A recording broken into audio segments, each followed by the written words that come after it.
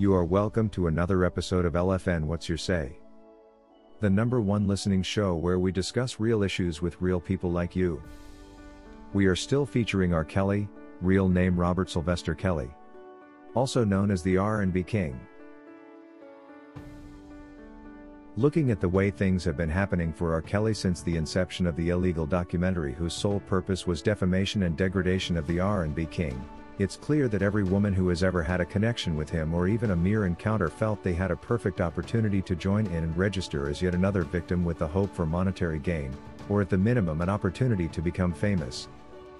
We even saw women who had no relationship with R. Kelly coming out to defend mere encounters they had with him, even if they were dating other people like Geronda, who had a boyfriend that was more involved with her than R. Kelly ever came close. We saw a bunch of graciously aged adult women take to social media to say R. Kelly did this to me, R. Kelly did that to me. I am confident if the parents to these women had also been called upon, they would have made perfect victims. After all, the likes of Ashanti McGee, who met R. Kelly at 32, and Kitty Jones, who was also a working adult, appeared and claimed to be victims, suggesting they too were brainwashed by the R&B King. The most shocking result of this movement of adult women against R. Kelly is the fact that a woman like Faith Rogers, who clearly met R. Kelly as an adult woman of sound mind, is currently among those to receive restitutions over her STD story that the government is using to defend the Mann Act and forced labor charges.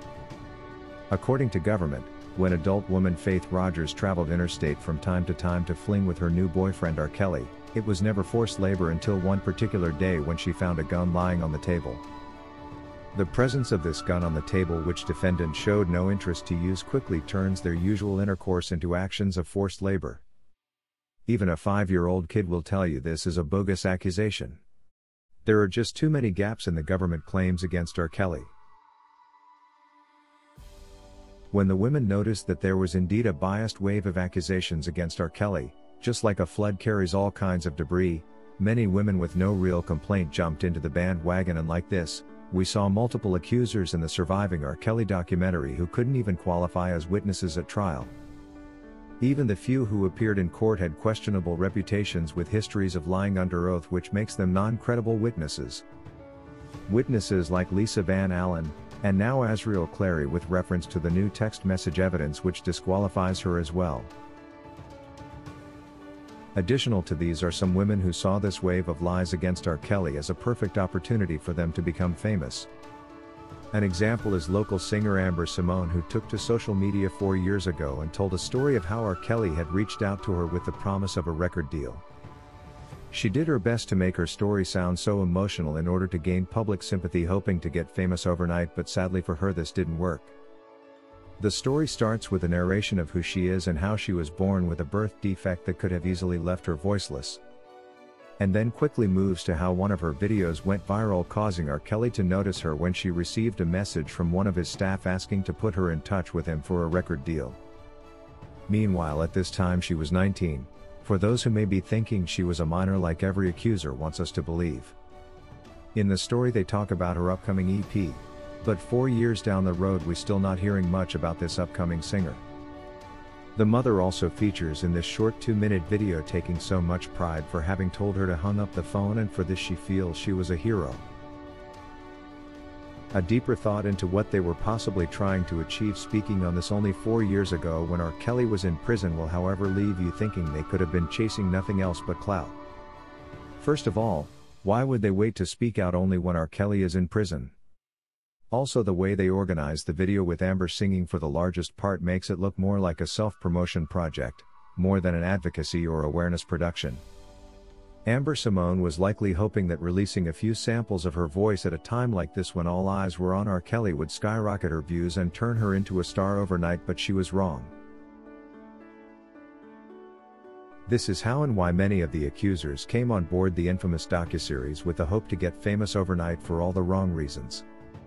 It's quite disturbing to see adult women claim they didn't know of a way to work with R. Kelly professionally without falling for his celebrity and opting for that instead of the business. And worse still, they want to make it his fault the choice they made. When one has the opportunity to work with a man like R. Kelly or any other celebrity, they have the option to either choose business, or to put their dream aside and opt for a relationship, and sadly, these women always chose the latter. This however doesn't make it R. Kelly's fault, as he was only providing what they asked for. Sparkle, for example, was doing well with her career when R. Kelly produced her famous song Be Careful, but instead of focusing on the music, she also wanted the man. It was when she decided to go for everything and later realized she couldn't have him for herself that she ended up losing it all. While Amber Simone's family tries to use the name R. Kelly as a stepping stone by claiming he was after their 19-year-old woman of a daughter, they ought to remember that we who are watching are not stupid not to realize what they were after.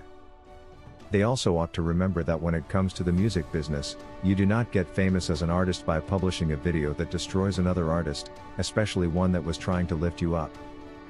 It's no wonder that 4 years later we still hear nothing of her, and even her music style has completely changed from what R. Kelly would have loved to promote. According to Lisa McRae, these women may be after large amounts of money from Mr. Kelly via lawsuits. But in order to get the money, they must qualify as underage girls. Since they actually were adults, they must lie about their ages. They are trying to fit a square peg into a round hole. It's similar to the story about Cinderella. Though they pushed and pressed, their big old feet couldn't squeeze into the tiny glass slipper. Just as these women's birthday won't fit into the underage time frame. For example, one of the women said she met Mr. Kelly in 1995 while she was 17.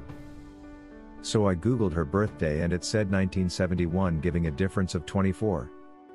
So if it doesn't fit, you must acquit. According to Joyce Bryant, what I fail to understand is why they now know all these women lied yet they still holding R. Kelly in prison. R. Kelly should have been released a while ago the moment the witness credibility became questionable. There is no doubt many like Van Allen and Rashonda Landfair were caught lying.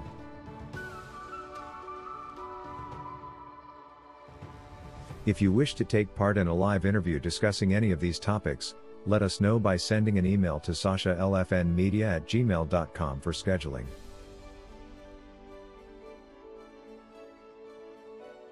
Thank you for watching today's video, a production of LFN Media, giving you another perspective of issues at hand. We make it our business to keep you updated with the truth amidst the cloud of lies the media wants you to believe. It is therefore important to subscribe to this channel, hit the bell icon and allow all notifications so that you don't miss out whenever we publish a new video.